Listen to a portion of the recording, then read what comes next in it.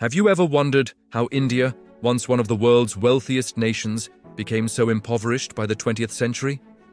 The story is deeply intertwined with 2 centuries of British rule. Before the British arrived, India was a global manufacturing powerhouse, famous for its exquisite textiles and spices. But British economic policies didn't just change a few things.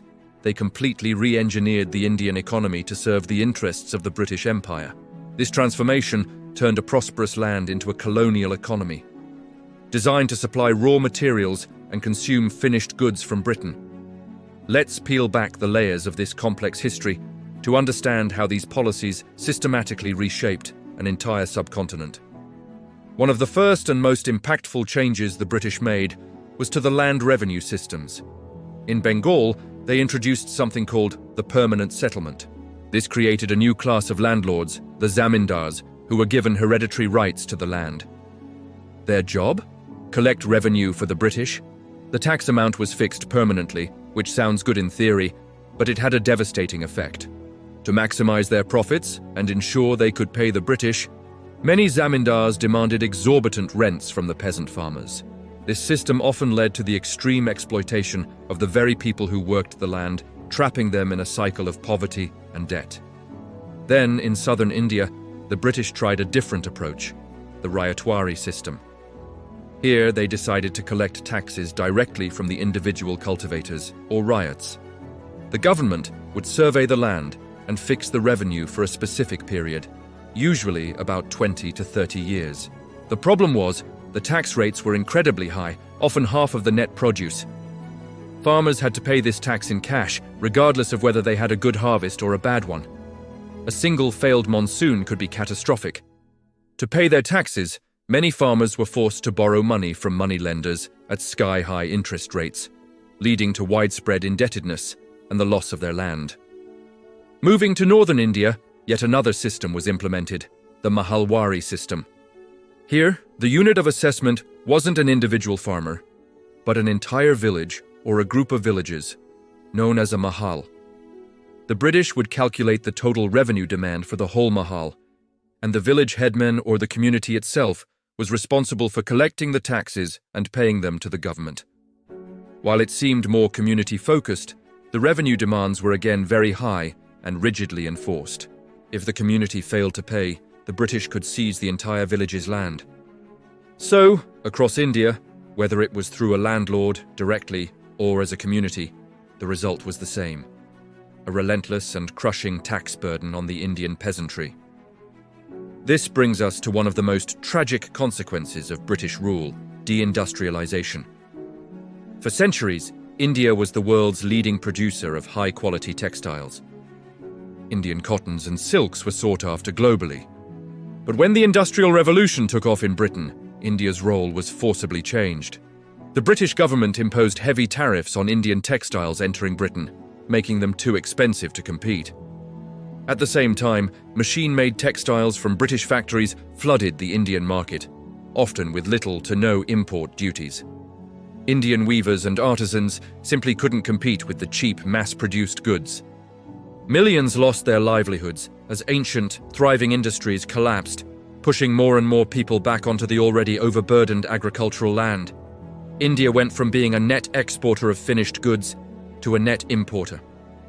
Alongside this, British policies dramatically altered Indian agriculture.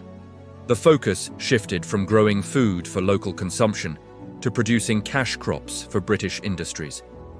This is known as the commercialization of agriculture.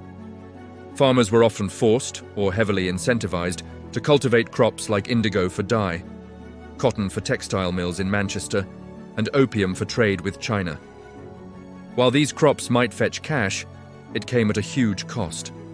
Land that was once used to grow rice, wheat, and other essential food staples was now dedicated to serving Britain's industrial needs. This led to frequent and severe food shortages and famines across India. The tragic irony was that while India was producing vast amounts of raw materials, its own people were starving. Now you might have heard that the British built railways in India, and that's true. They created one of the largest rail networks in the world. But we have to ask, who did this infrastructure primarily serve? The railway lines were strategically planned to connect the inland areas, which were rich in raw materials, to the major port cities like Mumbai, Kolkata, and Chennai.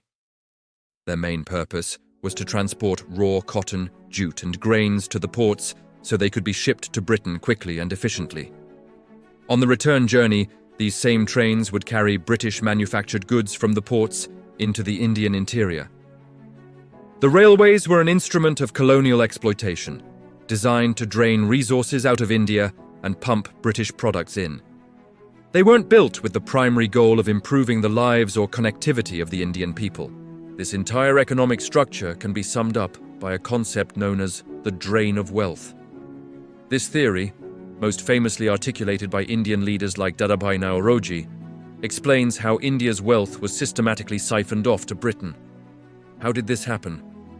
First, through the salaries, pensions, and administrative costs of the British officials and army in India, all paid for by Indian taxpayers. Second, through the profits made by British companies from trade, banking, and shipping, which flowed directly back to Britain.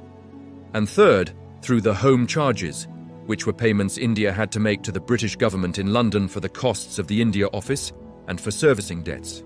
Essentially, India was paying for its own subjugation. This continuous, one-way transfer of resources, without any equivalent return, left India progressively poorer, stunting its economic development for generations.